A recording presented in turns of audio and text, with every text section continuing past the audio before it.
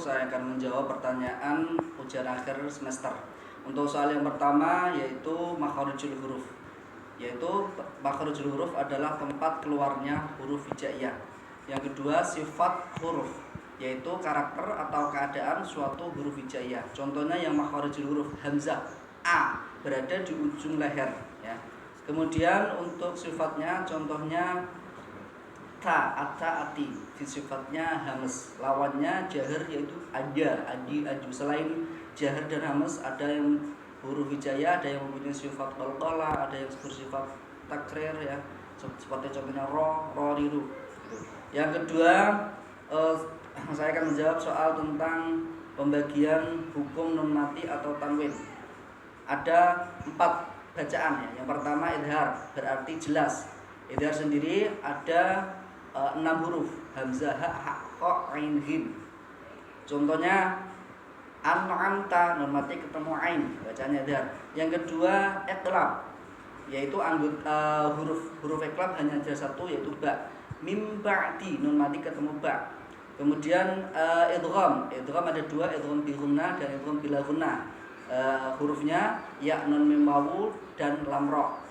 Contohnya mayyaqulu, nun mati ketemu ya. Kemudian ikhfa, selain yang saya sebutkan tadi idhar, hamzah, ha, kha, ain, ghin, kemudian ba, dan selainnya nun mim wawu lam ra berarti masuk ke ikhfa ya. Contohnya madzalladzi, nun mati ketemu dzal berarti bacaan ikhfa. Itu macam-macam pembagian hukum nun mati atau tanwin ketemu huruf hijaiyah. Yang ketiga pembagian mat ya. Secara garis besar mat dibagi 2, yaitu mat asli dan mat far'i. Mat asli disebut juga mat tabi'i, panjangnya 2 harokat. Mat tabi'i ketika ada harokat fathah, kemudian ada alif, selanjutnya ya ada kasrah, ada ya, kemudian dhamma ada wawu. Itu mat tabi'i atau itu mat tabi'i. Kemudian selain itu masuk kategori mat far'i ya. 1 mat jaiz muttasil. Contohnya jaa ya, mat kemudian bertemu dengan hamzah. Yang 1 kata ya. Kemudian yang kedua mat jaiz munfasil. Mat jaiz munfasil berarti tidak dalam 1 kata atau beda kata. Panjangnya yang mat wajib 1,5 alif sampai 3 alif ya. Yang mat jaiz itu lebih pendek sedikit. Kemudian ada mat sulah. Mat sulah itu yang hak dhamir itu ya, ketemu ya, ada mat sulah qasirah dan mat sulah tawilah. Yang mat sulah qasirah itu ketika hanya hak dhamir saja, yang berarti panjangnya 2 harokat. Yang kemudian kalau mat sulah tawilah itu yang hak dhamir yang ketemu hamzah ya.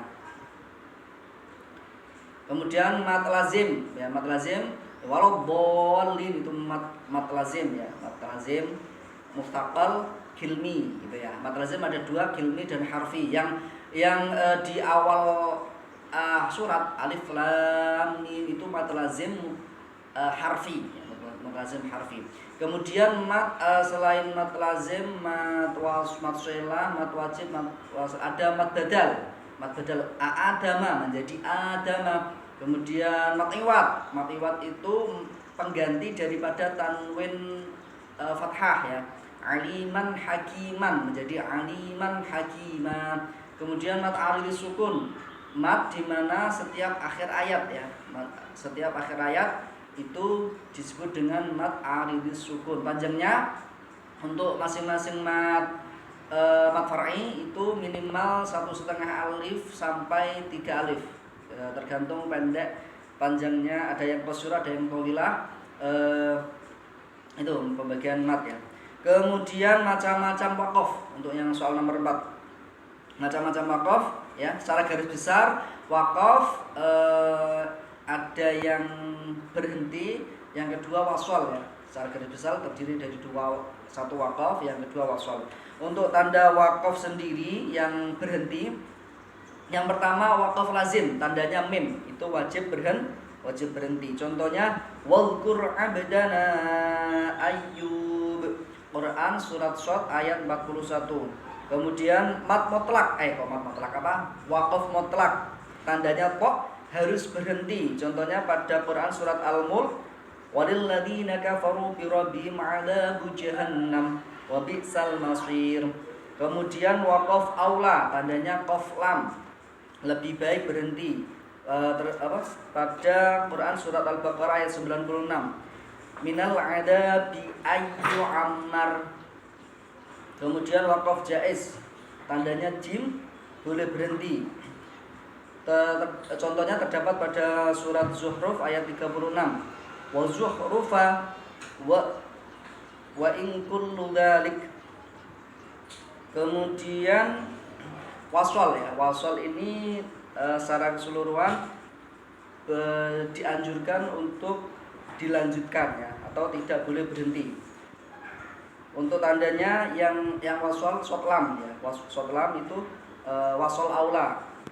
Contohnya di Quran surat Ali Imran ayat 181, li'anbiya bi ghairi haqqi wa naqulu. Jadi bi ghairi haqqi itu ada sotlam, harus dilanjutkan, tidak boleh berhenti. Kemudian yang selanjutnya murakhas, tandanya short, lebih baik tidak berhenti.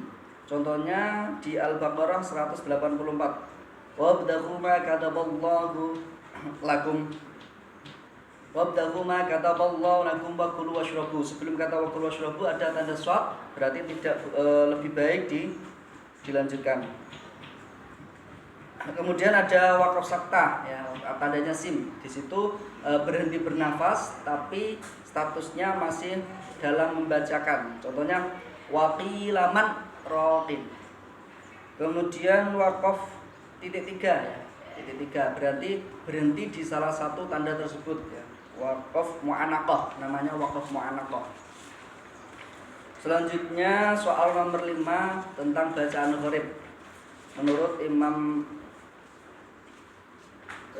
Asim riwayat Hafiz, yang pertama saktah, tadi sudah dijelaskan di wakaf. Kemudian ada imalah. Imalah itu bacaan antara fathah dan kasrah. Pada surat Hud ayat 11, majriha. Yang kedua ismam. Ismam itu kecondongan antara dhamma dengan fathah. La ta'mauna, yaitu surat Yusuf ayat 11. Kemudian nakal. Nakal itu memindah harokat kepada sebelumnya. Bi'sal ismu menjadi bi'salismu, yaitu terdapat pada surat Al-Hujurat ayat 11. Kemudian tashil.